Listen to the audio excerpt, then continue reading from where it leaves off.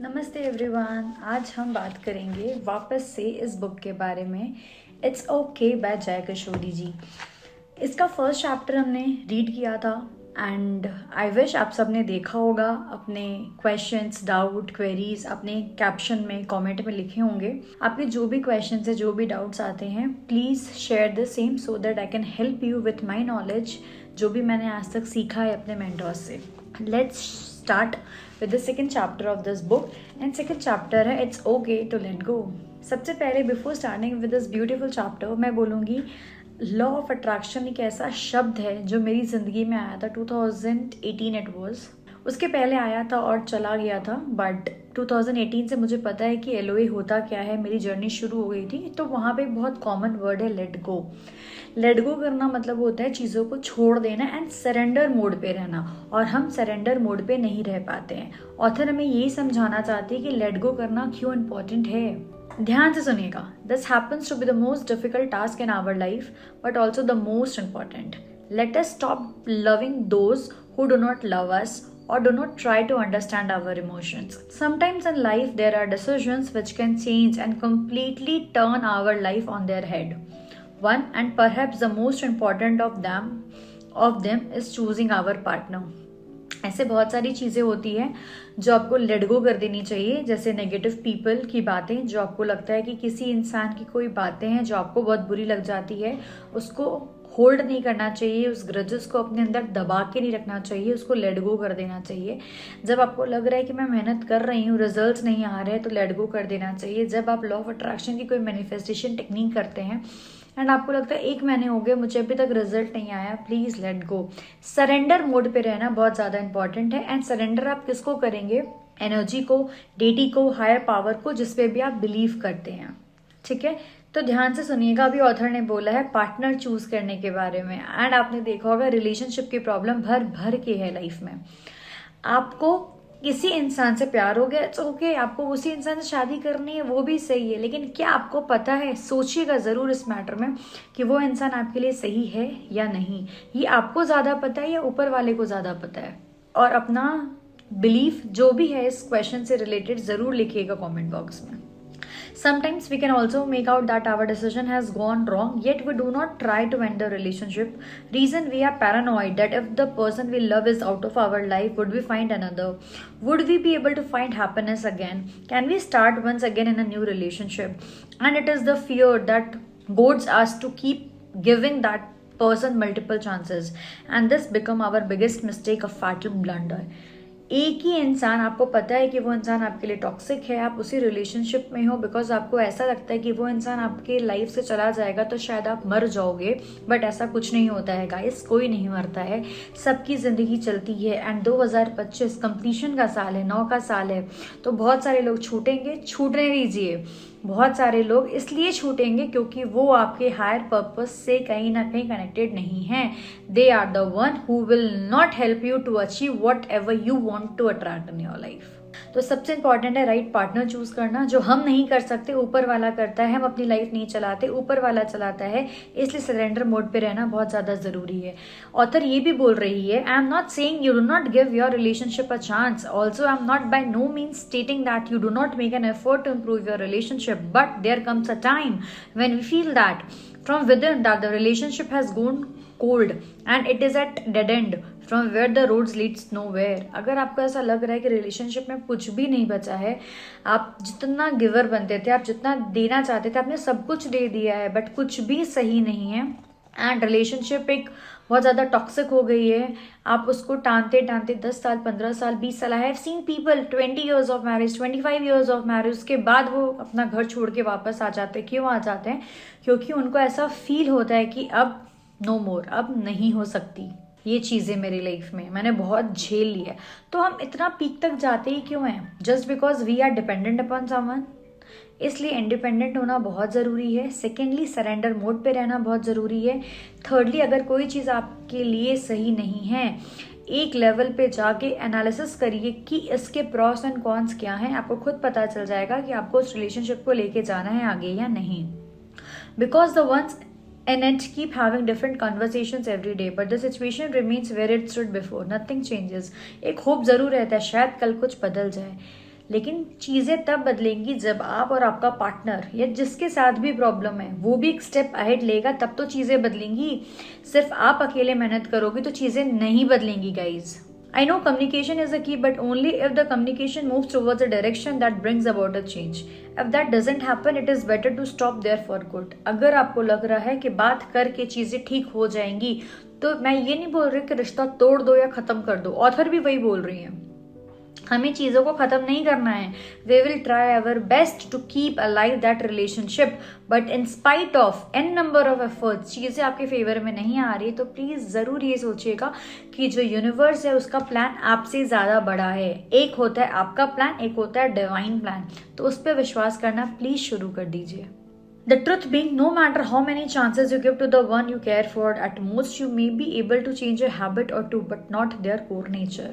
इंसान का नियत कभी नहीं बदल सकता, सिग्नेचर कभी नहीं बदल सकता, नेचर कभी नहीं बदल सकता। एंड अगर आप सोचते हो कि सामने वाला आपके लिए बदल जाएगा, तो सॉरी टू से कोई नहीं बदलता है किसी के लिए। It must be understood that whatever you tolerate in your relationship will multiply at least 5 times in a marriage. जो हमें लगता है कि हनीमून पीरियड चल रहा होता है ना, जब आप गर्लफ्रेंड बॉयफ्रेंड होते हो, आप कुछ घंटों के लिए मिलते हो, you are like he is the जन्नत यार, इसके बिना ज़िंदगी नहीं कटेगी। ऐसा कुछ नहीं होता है। असली मज़ा तब आता है जब आपकी शादी हो जाती है, 24 आवर्स आप उस इंसान के साथ बिताते हो जो शायद आपको पहले बहुत अच्छा लगता था, और अब वही इंसान के साथ आपको 1 घंटा 1 मिनट भी काटता है। You can't stay with that person. ऐसा क्यों होता है ऑल ऑफ अ सडन? कभी सोचा है आपने? ये इसलिए होता है बिकॉज जब चीज़ें आपको मिल जाती हैं तो उसका ट्रू नेचर आपके सामने आ जाता है। तो गाइज, लव मैरिज करनी है सोच के करो, अरेंज मैरिज करनी है सोच के करो, शादी नहीं करनी है मत करो, बट प्लीज़ अपनी लाइफ के साथ गैम्बलिंग मत करो, and marriage is a gamble. It must be understood that whatever you tolerate in your relationship will multiply at least 5 times in a marriage. And life is not a bed of roses. Bollywood movie में जो दिखती है वो बॉलीवुड तक सीमित है, real life में वैसा कुछ नहीं होता है। Hence, it may be a good habit to close your eyes and mull over what you are going through 5 times in order to assess the future. The feeling that whatever is not good or right about our partners would change after marriage may be completely wrong. In fact, marriage gives a person the sense of security. Yes, it does. Which in turn makes them show their real colors. If you have the luck to see it before marriage and you don't like what you see, run. अगर आपको ऐसा लगता है कि किसी बंदे या बंदी में कोई ऐसी हैबिट है जो आपकी बर्दाश्त के बाहर है, आप उसको टॉलरेट नहीं कर सकते, it can be smoking, it can be anything, it can be eating nonveg, या कुछ भी ऐसी हैबिट होता है जो आपको लगता है यार this is not acceptable, and वो चीज़ सामने वाला रिपीट मोड पे कर रहा है, तो it's a high time, it's a warning from the universe that please leave that person and move ahead. However, before you come to this conclusion or decision, you first need to know what you want, or else you will remain so in every other relationship you enter. अगर आपको पता ही नहीं है कि आपको ज़िंदगी से क्या चाहिए, सामने वाले इंसान से क्या चाहिए, तब तक आप हमेशा गलत रिलेशनशिप को अट्रैक्ट करोगे। Whatever I have learned, जब तक मुझे क्लैरिटी नहीं थी कि मुझे लाइफ में क्या चाहिए, तब तक मैं हमेशा गलत चीज़ें, गलत इंसान, गलत इवेंट, गलत सर्कमस्टांसेस अपने लाइफ में अट्रैक्ट करती थी। The moment I got clarity कि भाई मुझे ये ही चाहिए, दीज आर द पैरामीटर्स, इसके बिना मेरी लाइफ तो नहीं चलने वाली है, from that moment and onwards universe ने उसी इंसान से मिलवाया, वही सिचुएशन, वही अपॉर्चुनिटीज़ मेरे लाइफ में लाई जो शायद मेरे लाइफ को 360 डिग्री चेंज कर चुकी है। We make an effort to know others but not ourselves. We love another person but not ourselves. We make someone a priority in our life but not ourselves. It's a high time we end this and we are faced with such a situation that is called self-love. प्यार करना है खुद से करो। जब खुद से प्यार करोगे तो दुनिया आपसे प्यार करेगी। लेकिन हम जिस सिचुएशन में हैं, we are just focusing that सामने वाला मुझसे प्यार कर ले, बट सामने वाला आपसे तभी प्यार करेगा जब आप खुद से प्यार करोगे। सामने वाले का प्यार खत्म हो जाएगा, शायद वो आपको छोड़ के चला जाए, लेकिन आपका प्यार, शिल्पी का प्यार शिल्पी के लिए कभी खत्म नहीं होगा, and it will make you a very positive person. And जब आपके अंदर सेल्फ लव आ जाता है तो you vibrate at a certain high frequency. It's a high time we end this when we are faced with such a situation. Therefore, let us begin the journey of self-knowing so that we can make better decisions in our life. When we truly learn to love ourselves, only we can relate to others about love and feelings. Something you must remember, this step is important but difficult too. Never imagine that after you have begun to give yourself a priority, people will love you more. ऐसा हो भी सकता है, नहीं भी हो सकता. अगर दुनिया आपसे प्यार नहीं भी करती है तो आप अपने लिए हमेशा अवेलेबल रहते हो. आप अपनी कंपनी से प्यार करते हो. आप 365 डिग्री खुश रह सकते हो. आपका घर में अकेले भी मन लगता है. आप जो काम करते हो आप उसको एंजॉय भी करते हो. आपको गॉसिप करना पसंद नहीं आता. आपको नेगेटिविटी नहीं छू सकती. बहुत सारी चीज़ें होती हैं जो आपको अपलिफ्ट करती हैं. और that people around you will laud you for your behaviour. It might happen कि लोग आपको बोलेंगे कि जब आपके अंदर सेल्फ लव बहुत ज़्यादा हो जाएगा तो आप सेल्फिश हो. Accept it, I am selfish. अगर मेरे अंदर सेल्फ लव है, मैं खुश हूँ, मुझे पता है कि मैं जो कर रही हूँ वो सही कर रही हूँ, इट्स ओके अगर सामने वाला मुझे सेल्फिश बोल भी रहा है तो.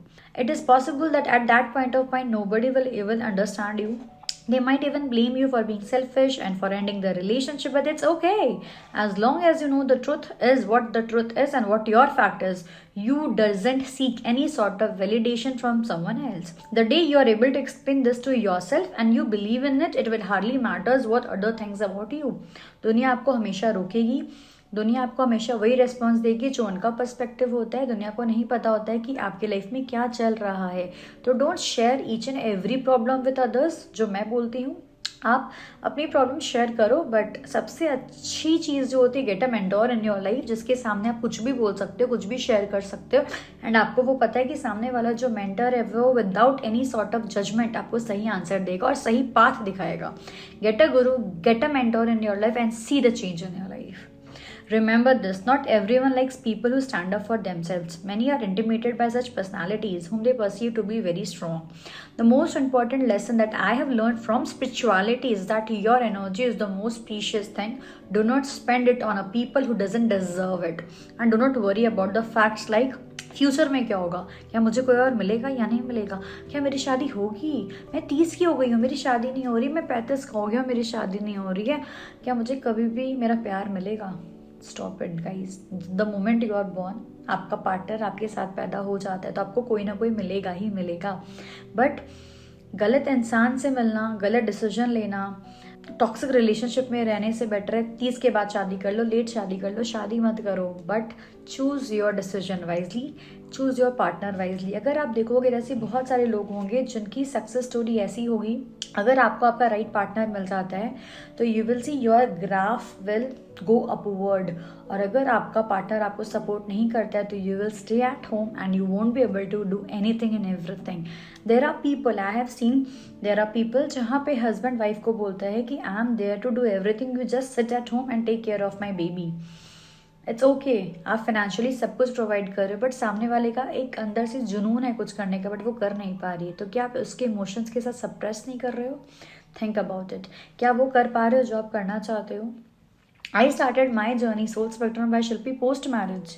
एंड अगर मुझे वो सपोर्ट नहीं मिलता तो शायद शिल्पी आपके सामने नहीं होती अभी, है ना. Just because you are traumatized that you may not find the right person, you must not suffer with the wrong person. Once you know that the company you have kept is not right for you, it is better to leave that space and make yourself understand that it's okay to let go. इंसान छूट रहा है, छूट जाने दो. अगर कोई इंसान सही है और इम्पॉर्टेंट है आपके लिए तो वो आपके लाइफ से कभी भी आपको छोड़ के नहीं जाएगा. तो ये जो फियर होता है ना कि ये रिश्ता टूट गया तो क्या होगा, कुछ भी नहीं होगा. Time will heal everything. And जब आप रिलेशनशिप में रहते हो किसी भी इंसान के साथ, अगर आप बात कर रहे होते हो, अपनी स्पेस शेयर कर रहे हो, तो आप अपनी एनर्जी को शेयर करते हो उसके साथ. तो आपको अपनी एनर्जी को प्रोटेक्ट करना है. आप अपनी एनर्जी वेस्ट नहीं कर सकते. आप अपनी एनर्जी हर किसी के साथ शेयर नहीं कर सकते हो. Guys please try to understand the concept of energy, concept of LOA. क्यों हमें ये समझना बहुत ज़रूरी है. As we all know spirituality is at its peak. Life में बहुत चेंजेस आने वाले हैं. क्या आप अपनी लाइफ को एक बेटर डायरेक्शन में लेके जाना चाहते हो या नहीं ले जाना चाहते हो, ये आपका कॉल है. अगर सपोज मेरे सामने कोई इंसान आ जाता है वो डिप्रेशन में, सीवियर डिप्रेशन में है, क्या मैं उसको हील कर सकती हूँ? अब एक नो, आई कांट. जब तक सामने वाला हील नहीं होना चाहता है. तो वही बात है, अगर आपको लगता है कि मुझे टॉक्सिक रिलेशनशिप में रहना है तो कोई कुछ नहीं कर सकता. लेकिन अगर आप अपनी लाइफ को बदलना चाहते हैं तो you are the only one who can take the right decisions of your life at the right time. Not everything is meant forever. Certain things are meant to be good lessons in your life so that you do not make the same mistakes again and again. हर इंसान से गलतियाँ होती हैं. हर इंसान का breakup minimum 3 बार होता है. हर इंसान गलतियों से सीखता है. हर इंसान लाइफ में सेम मिस्टेक्स बार बार रिपीट करता है तो वो ब्लंडर हो जाता है, लेकिन एक मिस्टेक करने के बाद अगर आप उससे लर्निंग लेते हो और उसको अपने लाइफ में इम्प्लीमेंट करते हो तो शायद आपकी ज़िंदगी बदल जाती है। तो कोई भी इंसान गलत नहीं होता, कोई भी सिचुएशंस गलत नहीं होते। Everything is a learning in your life. Lessons लो, आगे बढ़ो, लेसन्स लो, आगे बढ़ो, बिकॉज एज अ सोल हमें 44 सोल लेसन सीखने होते हैं। धीरे धीरे इन सारी चीज़ों के बारे में हम बात करेंगे कि ये लेसन्स क्या होते हैं, क्यों सीखना पड़ता है, क्या करने के लिए हम यहाँ पे आए हैं। तो before we conclude, to let go and move ahead may be hard and painful too. No life always moves forward, from it you must take some clue. Life आपको हमेशा गाइड करती है, आपको क्या करना है, कैसे करना है, कहाँ जाना है, क्या सही है क्या नहीं।